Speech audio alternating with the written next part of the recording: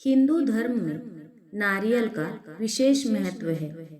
पूजा, अनुष्ठान और हर शुभ और मंगल कार्य के आरंभ में नारियल फोड़ा जाता है। ये क्रिया वर्षों से चली आ रही है। क्या आप जानते हैं कि नारियल के जन्म के पीछे एक बड़ी ही रोचक कथा है? ये ऋषि विश्वामित्र से जुड़ी हुई है। आइए आज हम जानते हैं नारियल का जन्म कैसे हुआ। नारियल के जन्म की कहानी प्रतापी राजा सत्यव्रत से जुड़ी हुई है। ईश्वर पर अटूट विश्वास रखने वाले राजा सत्यव्रत को स्वर्गलोक का अलौकिक सौंदर्य सदैव आकर्षित करता था।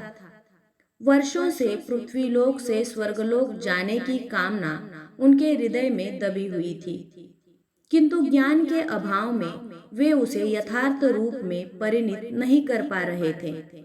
एक बार राजा सत्यव्रत के राज्य में भयंकर सूखा पड़ा। इस स्थिति में राजा ने धन धान्य से अपनी प्रजा की भरपूर सहायता की। राजा की सहायता प्राप्त करने वालों में ऋषि विश्वामित्र का परिवार भी सम्मिलित था, जो विश्वामित्र के तपस्या के लिए वन चले जाने के पश्चात भूखा प्यासा भटक रहा था। जब विश्वामित्र तपस्या से वापस आए, तब राजा सत्यव्रत की भूरी भूरी प्रशंसा करते हुए उनकी पत्नी ने उन्हें बताया कि कैसे उनकी अनुपस्थिति में उपजी विषम परिस्थितियों में राजा सत्यव्रत ने उनके परिवार की सहायता की। ये सुनकर ऋषि विश्वामित्र आभार व्यक्त करने राजा सत्यव्रत के दरबार पहुंचे। राजा सत्यव्रत ने उनका स्वागत एवं आदर सत्कार किया तथा उनके आने का कारण पूछा। ऋषि विश्वामित्र ने अपने परिवार की सहायता के लिए राजा का आभार व्यक्त करते हुए उन्हें वरदान मांगने को कहा।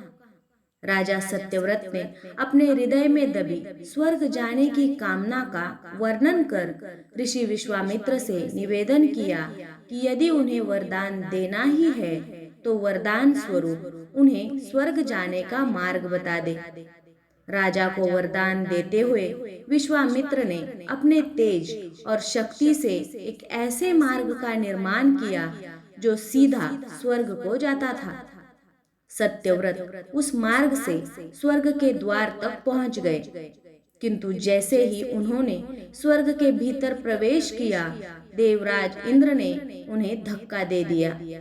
सत्यव्रत पृथ्वीलोक पर आ गिरे। उन्होंने देवराज इंद्र की धृष्टता का वर्णन जब विश्वामित्र से किया तो वे अत्यंत क्रोधित हुए और देवताओं के पास पहुंचे।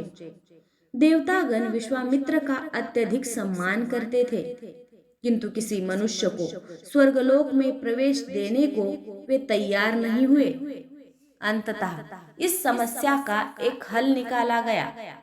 ऋषि विश्वामित्र ने पृथ्वीलोक और स्वर्गलोक के मध्य एक अन्य स्वर्गलोक का निर्माण करवाया, जो राजा सत्यव्रत के लिए था।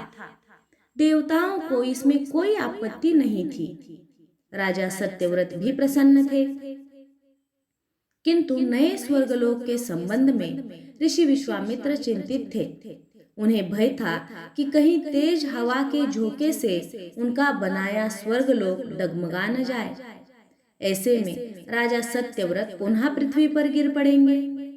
इस समस्या का निदान करते हुए उन्होंने नवीन स्वर्गलोक को सहारा देने के लिए पृथ्वीलोक से नवीन स्वर्गलोक तक एक मजबूत खंबे का निर्माण किया। माना जाता है कि इस खंबे का तना बाद में एक पेड़ में परिवर्तित हो गया और राजा सत्यव्रत का सिर इसका फल बन गया।